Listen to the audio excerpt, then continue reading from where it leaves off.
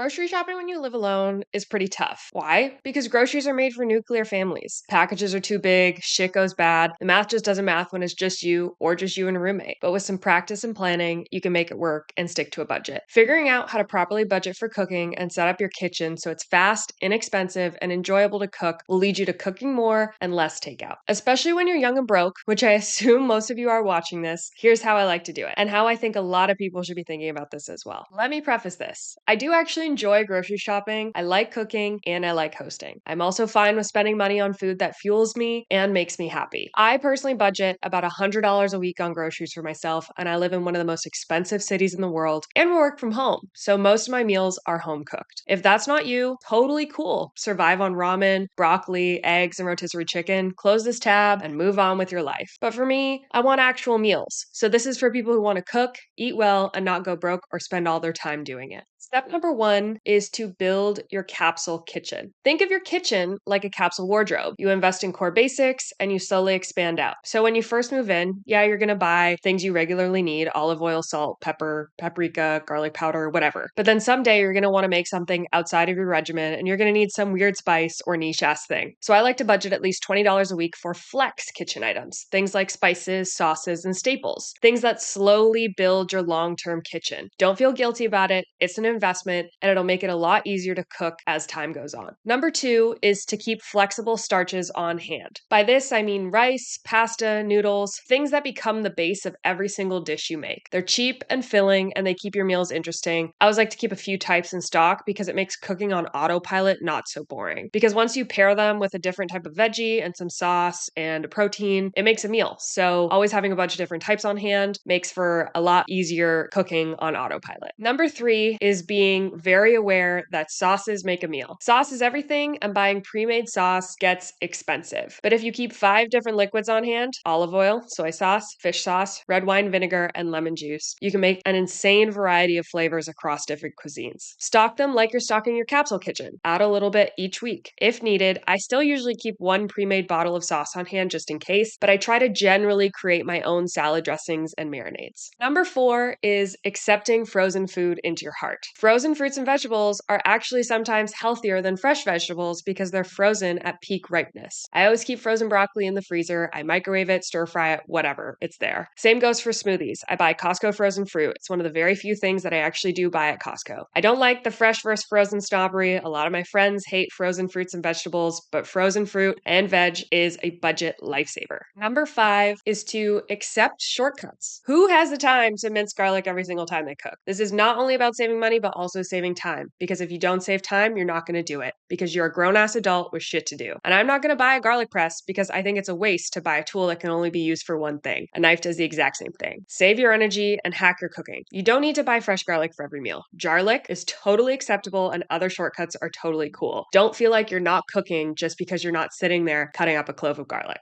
Number six, this is one that took me a while to accept. Don't fall for budget stores automatically. Being broke does not mean shopping at Costco is the answer. If you're single, Costco is actually probably too expensive for you and impractical because you don't have the fridge space. You share it with roommates. Your shit's gonna go bad. The real answer is shopping at smaller stores like Trader Joe's. That's where I shop. Good prices, high quality, manageable portions, great spices, and cheap alcohol. If you don't live near one, I'm sorry. I also really love the book Finding Trader Joe by the founder. It changes how you view grocery shopping and the store itself. Number seven, don't waste money on dumb tools. I kind of got into this a little bit earlier, but having the right tools in your kitchen also matters. Don't get me wrong, I love a good expensive knife set, but there's no need to go nuts on tools. Like I said, you probably don't need a garlic press. You don't need a full-size blender. A Ninja Bullet is fine. And you absolutely do not need a goddamn KitchenAid mixer unless you are Betty fucking Crocker. A hand mixer will do just fine. Just buy a few tools that are going to make your life easier, and you'll realize that you actually don't need as many as you think. So if you're buying stuff for your kitchen for the first time, just buy a knife, cutting board, and some measuring cups, and then you'll slowly add more things. Amazon delivers overnight anyways, and you'll figure out the rest. Number eight is do the math. This is the actual finance part. When you're first trying to grocery shop on a budget, you should track your cost per meal, just roughly. And likely you only need to track this for a couple months until you kind of get the feel for it. My goal is usually under $7 per plate because you can't really eat out on $7 a plate. It's not really possible. So I do this very easy type of math. Pack of chicken breasts at Trader Joe's is $10. That's 4 meals, $2.50 each. Half a bag of frozen broccoli is $2.50. Rice, it's so cheap I barely factor it in, but let's say 50 cents a plate. and that makes each meal under $7. I also ignore the spice costs because I don't think it's worth calculating them because they're part of your capsule spend. You're spending that $20 a week expanding your kitchen. Just get a rough idea of what you're spending per plate and try not to spend more than $7.